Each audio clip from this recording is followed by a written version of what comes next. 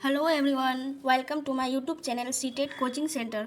हम लोग ज्योग्राफी के कुछ नोट्स को देखने वाले हैं जो ज्योग्राफी 6 क्लास की एनसीईआरटी का चैप्टर नंबर 2 है, जिसका नाम है ग्लोब, अक्षांश एवं देशांतर।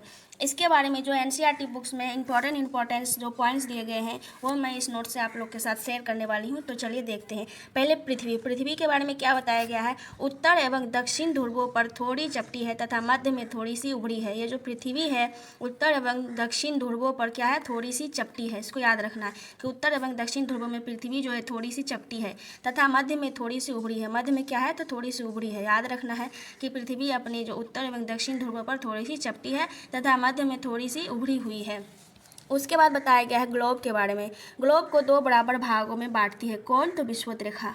ग्लोब को जो है दो बराबर भागों में कौन बांटती है, तो विषुवत रेखा। जैसे कि आप लोग पिक्चर में देख सकते हैं, ये जो है ग्लोब को एक भाग ये उत्तरी ध्रुव है और दूसरा भाग ये दक्षिणी ध्रुव है। इन दोनों को जो आधा आधा भाग में बांटा है, दो बराबर भागों में, तो कौन बांटा है, तो विषुवत रेखा। इसको क्या कहा जाता है, विषुवत रेखा। ग्लोब को दो बराबर भागों में कौन बांटती है, तो याद रखना है विषुवत रेखा बांटती है। उसके बाद देखते हैं नोट्स, कुछ नोट्स दिए गए हैं यहाँ पे इंपॉर्टेंट बिंदु। कर्क रेखा और मकर रेखा के बीच सभी अक्षांशों पर सूर्य वर्ष में एक बार दोपहर में सिर के ठीक ऊपर होता है। तो ये लाइन जो है सीटेट में पूछा गया है, एनसीईआरटी से सीधा जो है बिंदु उठा के सीटेट में पूछा गया था। जनवरी वाले 2024 जनवरी में जो सीटेट एग्जाम हुआ था उसमें ये क्वेश्चन पूछा गया था कि कर्क रेखा और मकर रेखा के बीच सभी अक्षांशों पर सूर्य वर्ष में एक बार दोपहर में सिर के ठीक ऊपर होता है और इस क्षेत्र में अधिक ऊष्मा प्राप्त होती है, इसलिए इस क्षेत्र को उष्णकटिबंधीय कहते हैं। जो सूर्य जो है दोपहर में ठीक सर के ऊपर रहेगा तो ऑब्वियसली बात है कि वहाँ पे जो है बहुत ज़्यादा ऊष्मा होगा। बहुत अधिक ऊष्मा होने के कारण उस क्षेत्र को क्या कहा जाता है, उष्णकटिबंधीय क्षेत्र कहा जाता है। तो ये जो है उष्णकटिबंधीय क्षेत्र है, ये जो है उष्णकटिबंधीय क्षेत्र है। यहाँ पे जो दोपहर के समय जो सभी अक्षांश पर सूर्य वर्ष में एक बार क्या होता है, दोपहर में ठीक सर के ऊपर रहता है।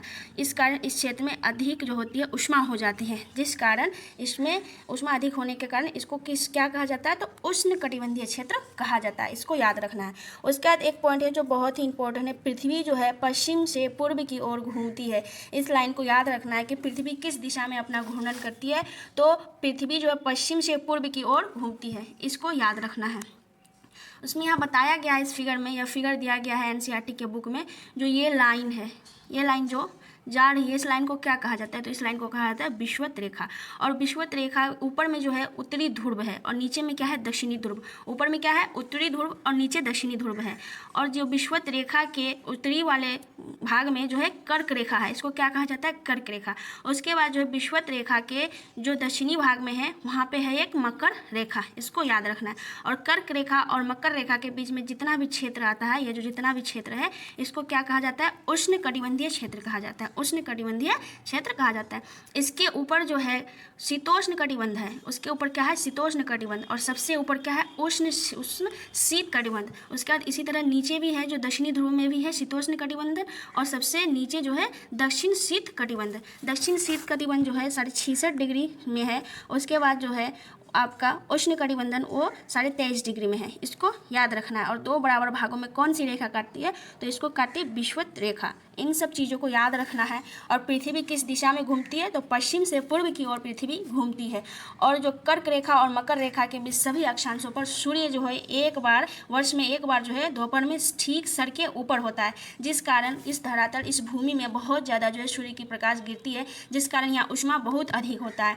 और इसी वजह से इस क्षेत्र को क्या कहा जाता है, तो उष्णकटिबंधीय क्षेत्र कहा जाता है। और उष्णकटिबंधीय क्षेत्र कहाँ कहाँ होता है, तो कर्क रेखा एवं मकर रेखा के बीच के जितना क्षेत्र होता है उन क्षेत्र को क्या कहा जाता है, उष्णकटिबंधीय क्षेत्र कहा जाता है। इन सब चीज़ों को याद रखना है, बहुत ही इंपॉर्टेंट है। उसके बाद हम लोग आगे चलते हैं। आगे क्या बताया गया है, समय का सबसे अच्छा साधन। समय को जो मापा जाता है, समय मापने का सबसे अच्छा साधन क्या होता है, तो पृथ्वी, चंद्रमा एवं ग्रहों की गति, इन तीनों के द्वारा जो है समय का मापन किया जाता है। तो याद रखना है, इससे भी क्वेश्चन सीटेट पूछ चुकी है कि समय मापने का सबसे अच्छा साधन क्या क्या होता है, तो पृथ्वी, चंद्रमा और ग्रहों की गति। इन सब चीज़ों को याद रखना है। पृथ्वी को मापने का सबसे अच्छा साधन क्या है, तो पृथ्वी, समय को मापने का सबसे अच्छा साधन क्या है, जो पृथ्वी, चंद्रमा एवं ग्रहों की गति। इसको याद रखना है। उसके बाद ग्रीनिच पर स्थित प्रमुख यामी उत्तर पर सूर्य जिस समय आकाश के सबसे ऊंचे बिंदु पर होगा उस समय यम उत्तर पर स्थित सभी स्थानों पर क्या होगी, दोपहर होगी। तो इस लाइन को ध्यान से पढ़ना कि ग्रीनविच पर स्थित प्रमुख यामोत्तर पर सूर्य जो है जिस समय आकाश के सबसे ऊंचे बिंदु पर होगा उस समय जो है यामोत्तर पर स्थित सभी स्थानों पर दोपहर होगी। तो इस पॉइंट को याद रखना है। उसके बाद बताया गया वह स्थान जो ग्रीनविच के पूर्व में है उनका समय ग्रीनविच समय से आगे होगा। तो इस लाइन को भी ध्यान से पढ़ना है कि इसमें क्या बताया गया कि वह स्थान जो ग्रीनविच के पूर्व में स्थित है, जो ग्रीनविच के किस में है, पूर्व में है, उनका समय ग्रीनविच समय से क्या होगा, आगे होगा। तो इस लाइन को याद रखना है।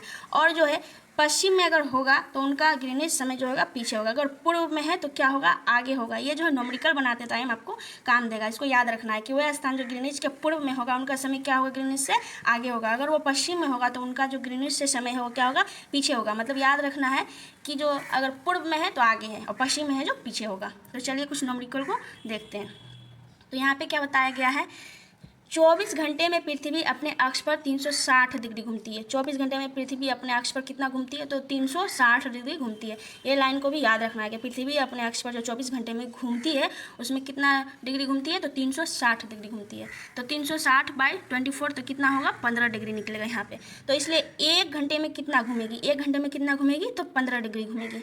1 घंटे में कितना घूमेगी, 15 डिग्री। तो इसलिए 4 मिनट में कितना घूमेगी, तो 1 डिग्री घूमेगी। 4 मिनट में कितना घूमेगी, 1 डिग्री घूमेगी। तो यहाँ पे एक क्वेश्चन है जो आप लोग देखिए, जब ग्रीनविच में दोपहर 12 बजते हैं, दोपहर के जो 12 बजे ग्रीनविच में, तब ग्रीनविच से 15 डिग्री पूर्व, तो यहाँ पे क्या बताएंगे, 15 डिग्री पूर्व, तो पूर्व है तो आगे ही होगा, इसको याद रखना है। 15 डिग्री पूर्व में समय क्या होगा, तो 15 × 4 = 60 मिनट होगा, इसलिए दोपहर में 1 बजा होगा। ये सारे न्यूमेरिकल आप लोग प्रैक्टिस कीजिएगा।